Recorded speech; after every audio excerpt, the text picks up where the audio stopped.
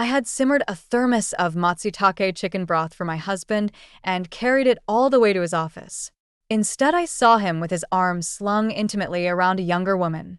In a fit of rage, I gulped every last drop myself. Beneath the blooming cherry trees outside Century Tower, I sat on a stone bench, cradling the still warm thermos of homemade matsutake chicken broth I'd just finished cooking. When I spotted Jason walking out in the distance, my feelings cartwheeled like bad melodrama. First came sweet giddiness, then suspicion, then shock and disbelief, and finally a bucket of ice water over my head that left me shivering. Yes, Jason was not alone. A young woman was glued to his side, laughing up at him. She popped a pastry into his mouth. The man who usually hated sweets smiled, chewed, then tapped her nose with doting affection and meticulously brushed crumbs from her jacket. Cherry petals whirled around the perfect couple. What a beautiful picture. So what did that make me? Before the tears hit, I fumbled my phone and snapped a flurry of photos. When their backs disappeared, I slumped on the curb, drained. Even their rear view looked made for each other. I was the sewer rat who didn't have the guts to confront them. As I sobbed, someone handed me a stack of napkins. I looked up. A delivery kid, face still teenage soft, probably a new grad who couldn't land any other job. I took the napkins and kept bawling. I must have looked a wreck, mascara streaked, one fake eyelash dangling. Avery, a total mess. Gurgle, exhausted from crying. My stomach still betrayed me. I unscrewed the thermos and upended the matsutake chicken broth meant for Jason, glug glug glug, until it was gone. 2 slow-cooked hours had left the meat fork tender, the matsutake perfume rising, a little tongue-burning. I'd fanned it to the perfect temperature before locking the lid, all because he'd said, "Too many client dinners lately. I just want something hot and homemade, simple chicken soup." 5 years of marriage, and Jason's corporate star had kept rising. His warmth toward me kept dropping, thinner every month. These past 2 months, the chill had sharpened. My WhatsApp messages lingered on read. Phone calls ended in 60 hurried seconds. I told myself work was crushing him, and I should be the understanding wife. After all, he used to spoil me rotten. So today I played the good spouse, adding the precious matsutake his parents had mailed us. Fate slapped me awake in record time. Lesson learned: pity a man and you get punished. He'd funneled every ounce of tenderness to someone else, and I'd turned myself into the circus sideshow. Smeared makeup, I squatted curbside shredding chicken with my fingers, wordlessly handing a drumstick to the delivery kid. He stayed put, probably afraid I'd walk into traffic. When I couldn't eat another bite, I stood, and my stomach lurched. The next second, to the kid's horror, I threw up every mouthful of broth onto the asphalt. After the retching subsided, my knees buckled, and everything went black. I woke on a hospital bed. Patient Stella, right? Nothing serious, just a rough first trimester reaction. Rest and keep your emotions steady. First trimester? Thunder cracked inside my skull. Jason and I had been trying for almost 3 years without success. Last year we'd tried IVF. 2 cycles, 2 failures. We'd basically given up hope. Yet the baby picked this moment to arrive. I stroked the belly that still lay flat and furtively wiped away a tear. "Doctor, could you schedule a termination?" My voice cracked. "Are you insane? You want to abort?" His tone lashed, stunned. "I checked your history. You've been at the fertility clinic for 2 years, 2 failed rounds, and now you conceive naturally and want to throw it away." Silence was my only answer. I couldn't say the father had already run off with another woman. "The embryo is robust, heartbeat strong." His voice softened, persuading, coaxing. I huddled small, avoiding his eyes. The positive pregnancy test crumpled in my fist. This child had been wished for, prayed for, paid for. And now I was ready to send it away. Sorry, little one. Jason adored kids. When his best buddy had a daughter, he'd flood the group chat with her photos. Jason teased him for showing off. Then he'd snuggle up to me. "Stella, let's have a little girl, okay?" He stared at my face, earnest. "A mini you. I'll spoil her forever. Give her the world." I baited him. "What if it's a boy?" He feigned horror. "Toss the boy out on the street." I laughed, and he pulled me close, kissing my forehead, smoothing my bangs.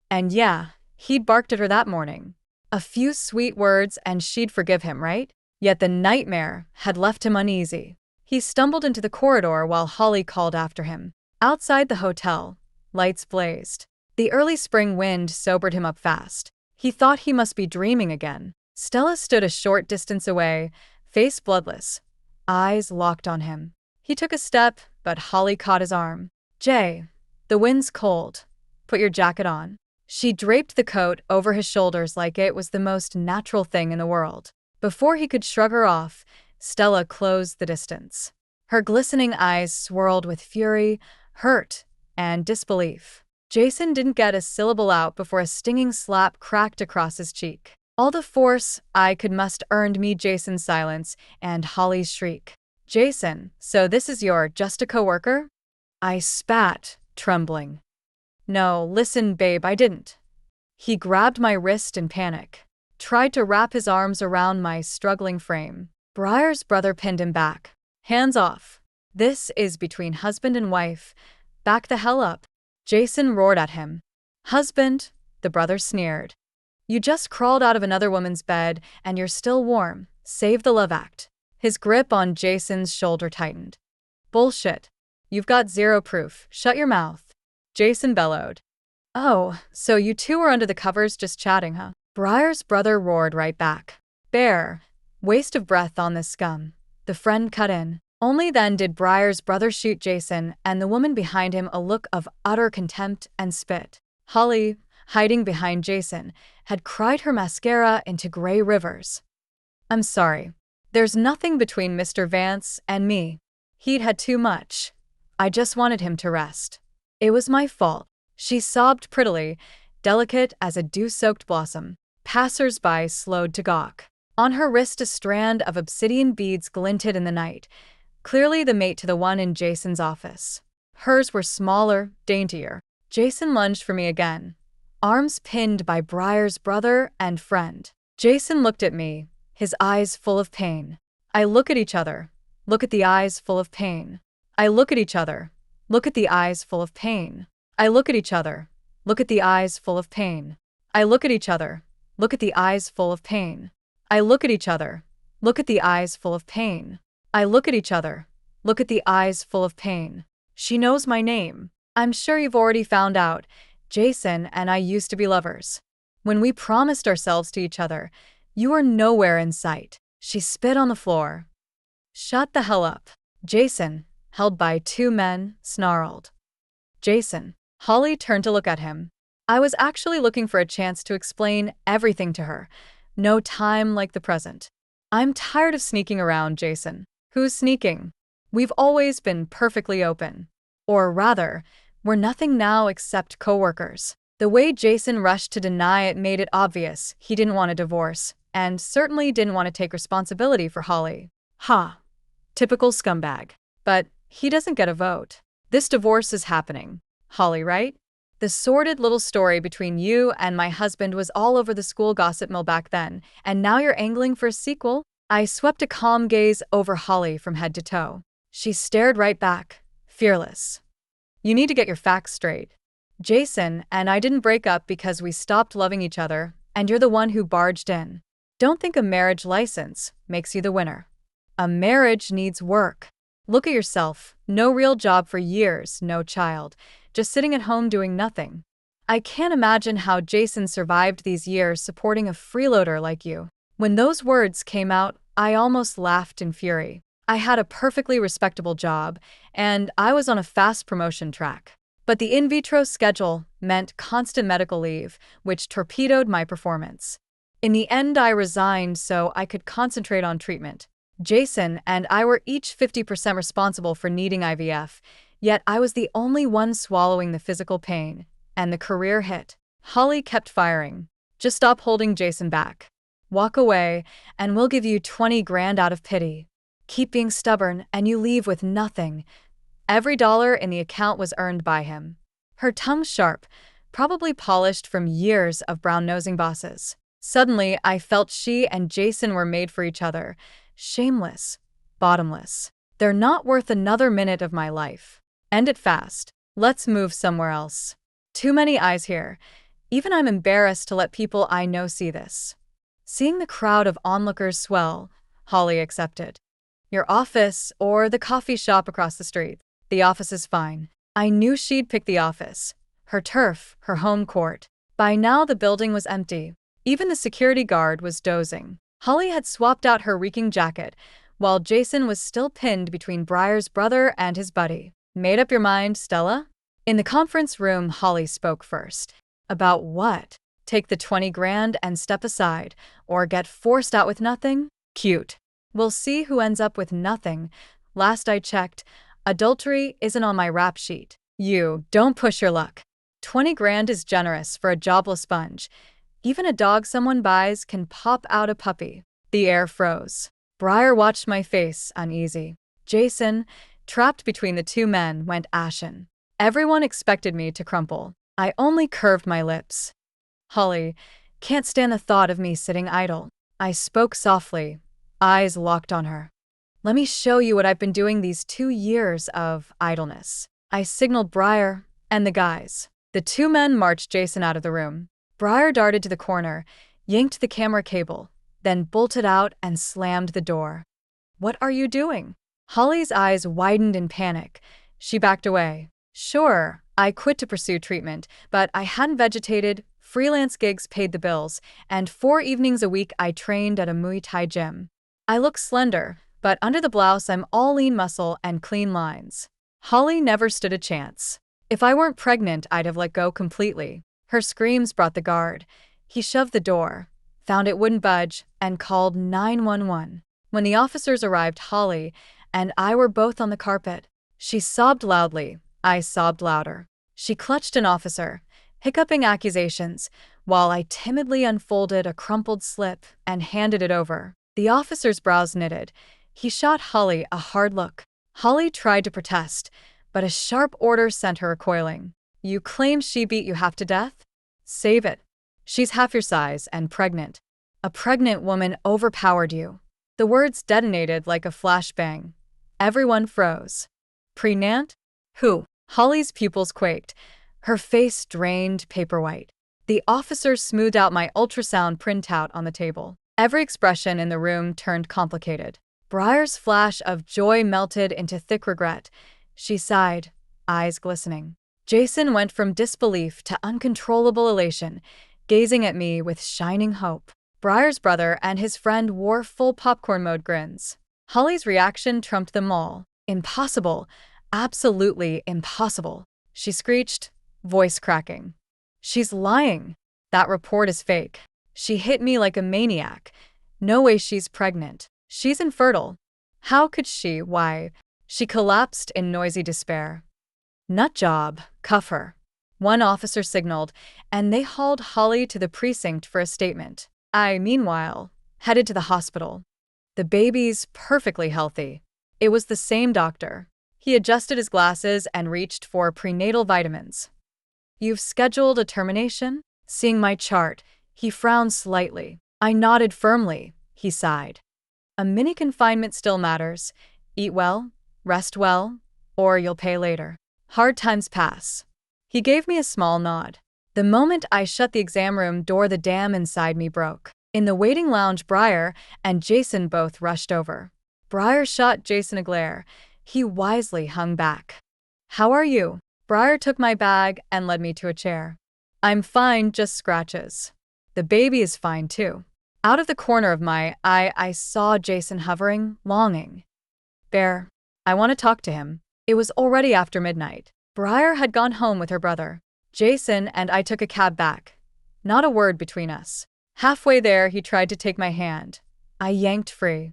The second the door shut behind us, he reached to pull me into his arms. Let go. I kicked him hard. He hissed in pain, but his grip didn't loosen. Just let me hold you, sweetheart. He buried his face in my hair. Stella, you know what? I had a dream. His whisper brushed my ear. I dreamed you gave me a little girl, and I loved her so much. Then one day both of you vanished. His voice cracked. He stroked my stomach, eyes soft with tenderness. Once, I would have melted and pictured the three of us happy ever after. Now the sight of him only turned my stomach. Cheaters don't get happily ever afters. I shoved him away, pulled a sheaf of papers from the drawer, and held it out. Read it. If it looks right, sign. He wouldn't take it. He stood in the entry, face bloodless under the overhead light. 2 frozen minutes crawled by before he forced the words out. I'm not signing. Suit yourself. I'll file tomorrow. I shrugged, popped open a lemon sparkling wine. He lunged and tore the bottle from my hand. You have to be this reckless? This baby didn't come easy. You can't just throw him away. After everything we went through to conceive, you doom him to a broken home? Is your heart made of stone, huh? You're ruthless, absolutely ruthless. The more he raged, the redder his eyes became. I appended the bottle, drenching his head. He stood there blinking, as if meeting a stranger. Jason, you nailed it. I learned cruelty straight from you and your mistress. Oh, and this child won't be raised in a broken home. Because you're never having children again. I grinned until tears spilled. Jason slumped to the floor, a trapped animal howling inside his ribs.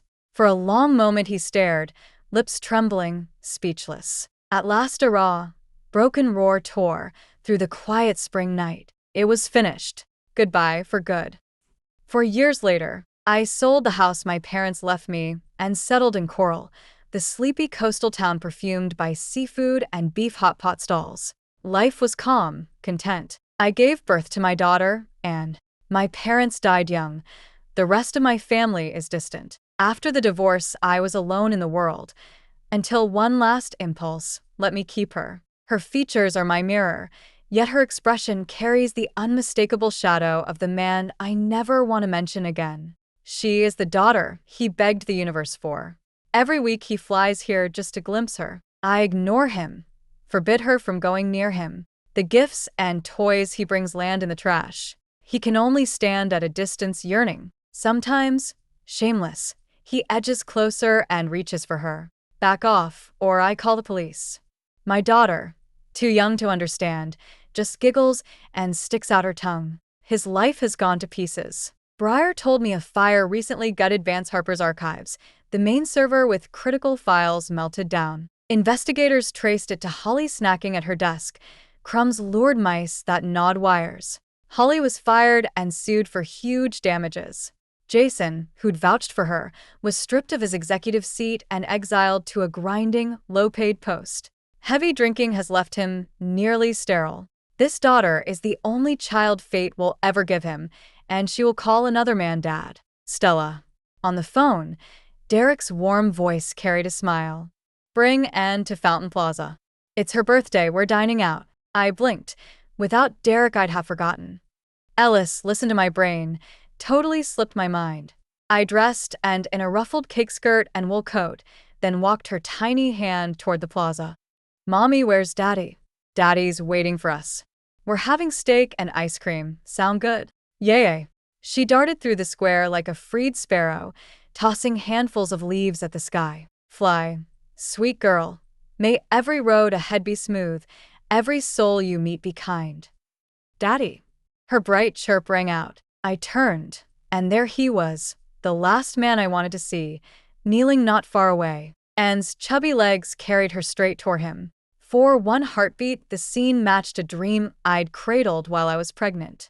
The next instant it shattered. Anne zipped past Jason and flung herself into the arms of the man behind him. Daddy.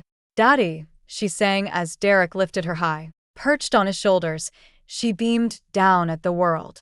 Daddy, I want ice cream. Little glutton, 1 scoop only. Derek laughed, eyes shining. A few steps away, Jason still crouched, arms half open. In the sunset, his tall frame looked stooped, his hands trembling. Finally, he straightened, gaze hollow as he watched them play. The once invincible wunderkind now resembled a dog left out in the cold. Stella, come on, Derek called, smiling. Cradling and he took my hand, and together we walked past Jason. The late autumn sun bathed everything in quiet gold. Our real life, beautiful, brand new, had only just begun. Thanks for listening. On a scale of 1 to 10, how would you rate this story? If you liked it, give it a thumbs up and share with friends. Leave us your thoughts in the comments, and don't forget to subscribe for more. See you next time.